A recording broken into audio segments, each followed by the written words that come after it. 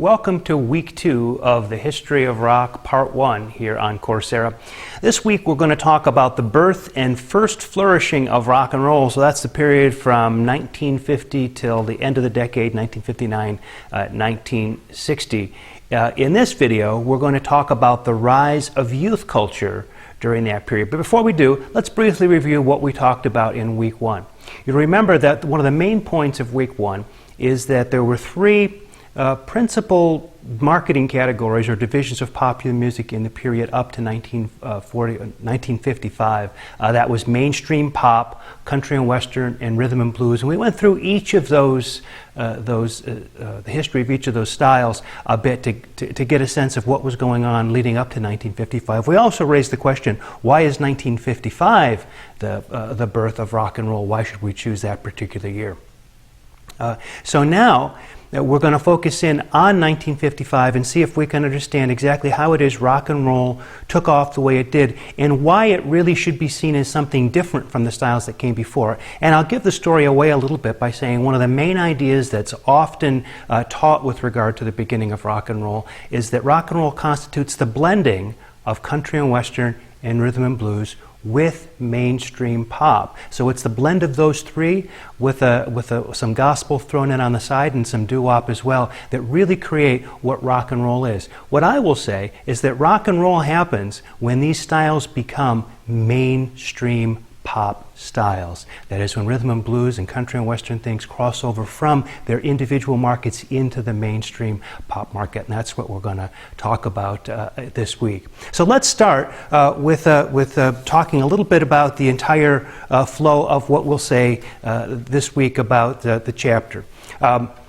The period through 1955 through 1959 is considered the first wave of rock and roll. And that basically divides up into the period before Elvis, that is right at 1954 or 1955 in that period.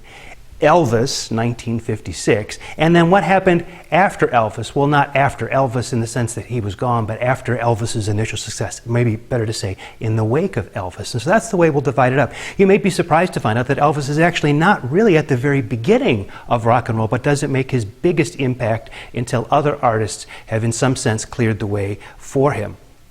I should also take a minute to point out that what you're learning in the Coursera course that we're doing here is really an American perspective on the history of rock music. It's the way it looks, the way this history looks in the United States.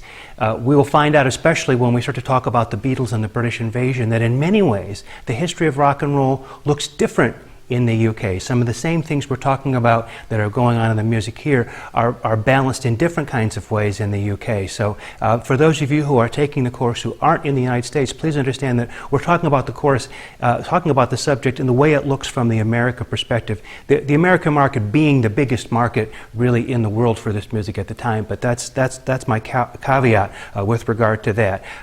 Well, let's now talk about, dig into this idea of the rise of youth culture in the 1950s and talk about the invention of the American teenager. What could I possibly mean by the invention of the American teenager during these years? After all, haven't we always had teenagers? What is it? Before rock and roll, people went from the age of 12 to the age of 20 and never went 13 through 19. Now, of course, there have always been teenagers, but we've never, up to this point, the culture had never really separated teenagers out as their own sort of separate entity in the culture. So kind of the way it worked is you went to school until you graduated from high school, and then when you moved on to college or into a career or something like that, you put childish things away and became an adult. There wasn't really a transition period that was celebrated in a particular kind of way, and there weren't goods and services and products and those kinds of things that were devoted to teenagers. But what starts to happen during this period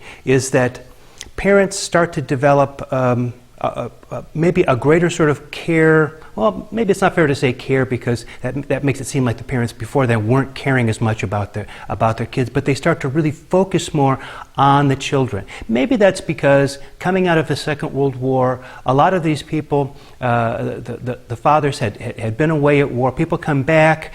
War had been a tough time. Now the war was over. They wanted to get back to as normal a kind of life as they could, and they really focused on doing what they thought was best for their kids. And so these kids were a little bit more pampered maybe than earlier generations were. There was a lot more focus put on their educations and their general sort of emotional health and this kind of thing. And what that generated was a bunch of kids who had their own, turned out had their own clothes, their own language, their own cars, their own ideas of what teen romance was, lots of leisure time and disposable income, and most importantly, their own music. And rock and roll would become the music of that. The idea that all of a sudden kids could be teenagers for a while, in a period of time where they were no longer children but weren't quite adults. And there was a whole kind of culture that they could go into that could have all kinds of things that were exclusive to that. This was new in the 1950s. And the importance of rock and roll is it was the soundtrack of this new teenage experience. If you want to get an idea of what life was like in the 1950s, for this kind of kid, you might think of films like the 1973 film American Graffiti. That was one of the early George Lucas films. It was actually set in 1962, but it captures a lot of that late 50s kind of ambiance. The television show Happy Days, a lot of people have heard that. Have you ever seen that? Have you ever seen the movie Back to the Future with Michael J. Fox, where they sort of go back to the 50s? Now, a lot of that is idealized. There were a lot more problems, and there were all kinds of other issues that happened in the 50s that you don't really sort of see in that idealized view of what the 50s were. But that's the idea, a time of innocence, a time of teenagers. It's Potsy and Ralph Malph down at the malt shop, this kind of thing, you know, dancing to the jukebox. And this is what the American teenager thing is. I've got friends, colleagues about the same age as me who didn't have teenage years or didn't have a sort of a teenager culture when they were growing up in the UK at that time. And so they talk about this as the American invention of the teenager. For us, what's important is that it opens up a market for product. And in the second half of the 1950s, music will be sold to these teenagers as the music that sets them apart from their parents' generation. That's the important thing.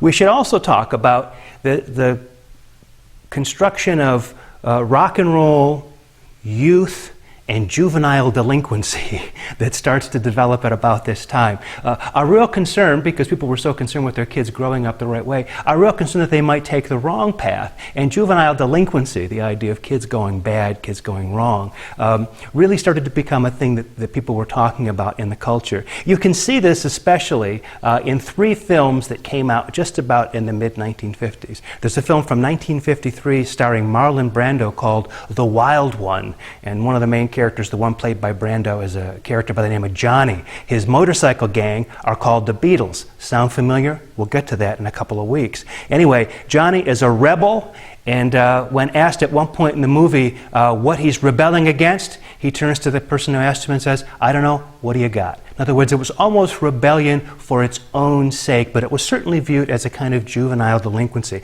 Another film like that featured James Dean from 1955. It was called Rebel Without a Cause. Well, there you go. Rebellion with no reason.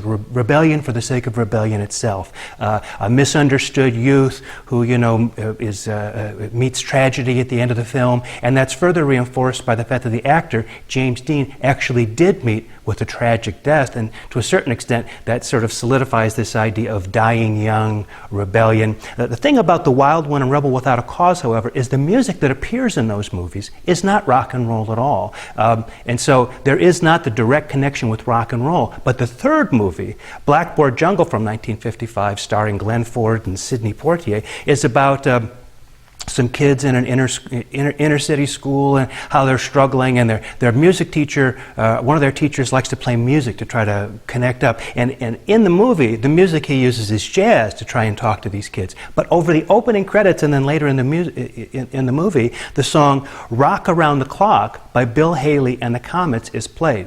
And with that, with Rock Around the Clock and Blackboard Jungle and this whole sense of juvenile delinquency and the concern about it, you get this linking together of rock and roll with troubled youth that will, in fact, become part of the identity of rock and roll for the rest of its history.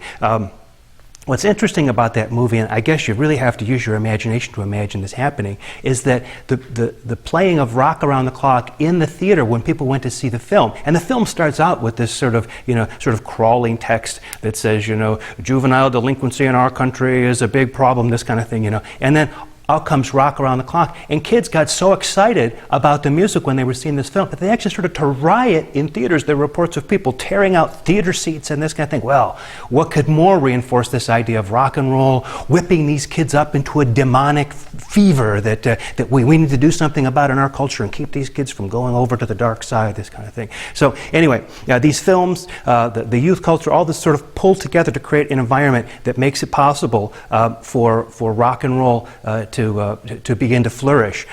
Bill Haley's Rock Around the Clock was one of the top pop hits of 1955. In 1955, we really start to see songs that we would think of as rock and roll songs now as top hits in the pop charts, not just crossing over, but being some of the biggest records of that year. Many, of course, records followed, and many R&B songs would start to cross over in the onto the pop charts, and we'll talk about that in just a minute. Now, some would argue that there was so much R&B crossing over in 1955 into the pop charts that what we call rock and roll would really be better just be called white rhythm and blues, white R&B. But I'll try to fashion an argument for you and present an argument for you that shows that rock and roll is really, in some ways, a changing of what R&B is and is worth separating out. But for now, let's just think about the youth culture that made it possible for rock and roll to happen in this country, and turn our attention in the next lecture to how is it that white teens came to hear rhythm and blues in the first place.